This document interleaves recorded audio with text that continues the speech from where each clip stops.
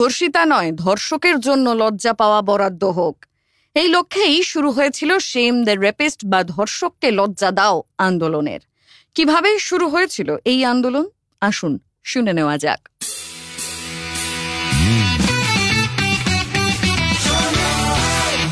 আপনি শুনছেন সংবাদ প্রতিদিন শোনো। নারীর সম্মান তার যোনিতে রাখল কে? প্রশ্ন তুলেছিলেন লিঙ্গসাম্য আন্দোলনের লড়াকু কর্মী কমলা ভাসিন। সত্যিই তো, কোনো নারীকে হেনস্থা করা হলে, ধর্ষণ করা হলে বলা হয় তার সম্মানহানি হয়েছে। ধর্ষিতাকে নিয়েই আড়ালে আবডালে চলে কানাকানি, ফিসফাস, তাকেই সবাই এড়িয়ে চলে। অথচ এই গোটা ঘটনায় তার তো কোনো হাত ছিল না। যাকে বলপূর্বক হেনস্থা করা হয়েছে তাকেই কেন লজ্জা পেতে হবে? আসলে তো ধর্ষিতা নয়, লজ্জা পাওয়ার কথা ধর্ষকেরই। সেই কথা মাথায় রেখেই শুরু হয়েছিল শেম দ্য রেপিস্ট বা ধর্ষককে লজ্জা দাও আন্দোলনের। ধর্ষিতা, পাচার হয়ে যাওয়া মেয়েদের জন্যে কাজ করতে করতে এই আন্দোলনের জন্ম দিয়েছিলেন সুনিতা কৃষ্ণন। এক একটি ধর্ষণ কাণ্ড সমাজ জুড়ে আলোড়ন ফেলে, ধর্ষকের শাস্তির দাবি ওঠে। আরেকদিকে দেখা যায় পর্ন সাইটে তুঙ্গে উঠছে সেই ধর্ষণের ভিডিওর চাহিদা। হ্যাঁ, ধর্ষণ ভিডিও রমরমা বাজার চলে পর্ন সাইটে। একে বলা হয় রেপ ইন্ডাস্ট্রি। ধর্ষণ করে সেই ভিডিও ক্যামেরাবন্দি করে অশ্লীল ছবির বিশ্ববাজারে চড়া দামে বিক্রি করে অপরাধীরা। পর্ন সাইটেও ছড়িয়ে যায় সেসব ভিডিও। কারো মুখ দেখা গেলেও পুলিশ ততক্ষণ নড়ে চড়ে বসবে না যতক্ষণ না কেউ অভিযোগ জানাচ্ছেন।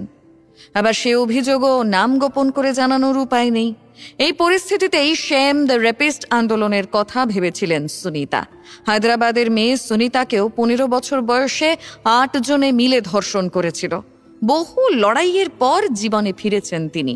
ধর্ষিতা মেয়েদের জীবনে ফেরাবার জন্যই তার লড়াই চলছে জীবনভর।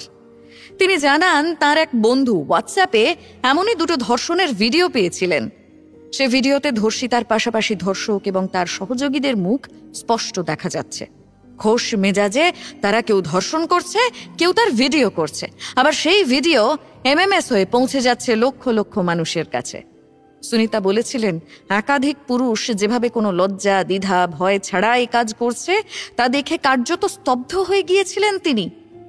কিন্তু তারপর তার মনে হয় এ নিয়ে কিছু না করলে তিনি আর নিজের চোখের দিকেই তাকাতে পারবেন না। সারা রাত ধরে 2 ভিডিও কাটছাঁট করে 1.5 মিনিটের 2 ক্লিপ তৈরি করেন সুনিতা। সেখানে ধর্ষিতাদের মুখ ঝাপসা করে দেওয়া হয় আর ধর্ষকদের মুখ থাকে স্পষ্ট। ইউটিউবে 2 ভিডিও আপলোড করে সুনিতা অনুরোধ জানান, ভিডিওতে যে ধর্ষকদের দেখা যাচ্ছে তাদের কেউ চিনতে পারলে যেন তাকে জানানো হয়। আর এখান থেকেই শুরু হয় তার শেম দ্য রেপিস্ট আন্দোলন। একজন ধর্ষকের পরিচয় জানিয়ে সুনিতার কাছে আসে 11টি ইমেল। কিন্তু স্থানীয় পুলিশের সাইবার সেল থেকে শুরু করে কেন্দ্রীয় স্বরাষ্ট্র সচিবের কাছে ছোটাছুটি করেও কোনো লাভ হলো না। শেষে সুপ্রিম কোর্টের দ্বারস্থ হন সুনিতা। শীর্ষ আদালত ধর্ষকদের ধরার জন্য CBI-কে নির্দেশ দেন। অবশেষে গ্রেফতার হয় ওড়িশার এক জমিবাড়ির ব্যবসায়ী ও তার এক সহযোগী। জানা যায় 5 বছর আগে একটি মেয়েকে ধর্ষণ করার সময় ওই ভিডিও তুলেছিল তারা। এই 5 বছর অসংখ্য মানুষের কাছে ওই ভিডিও পৌঁছেছে।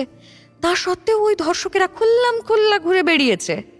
শেম দ্য রেপিস্ট আন্দোলনের সূত্রে একের পর এক এহেন ভিডিও হাতে এসেছে সুনিতার। সে সবই তিনি আদালতে জমা দিয়েছেন।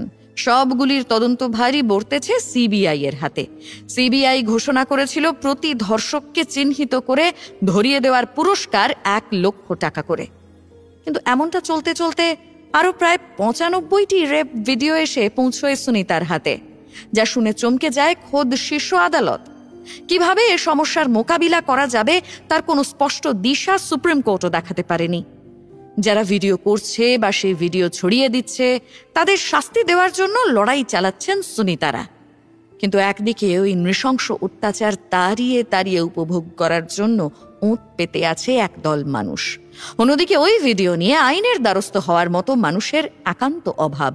পাশাপাশি সাইবার সেলও কেন স্বতঃপ্রণোদিত হয়ে পদক্ষেপ করে না প্রশ্ন তুলেছিল সুপ্রিম কোর্ট।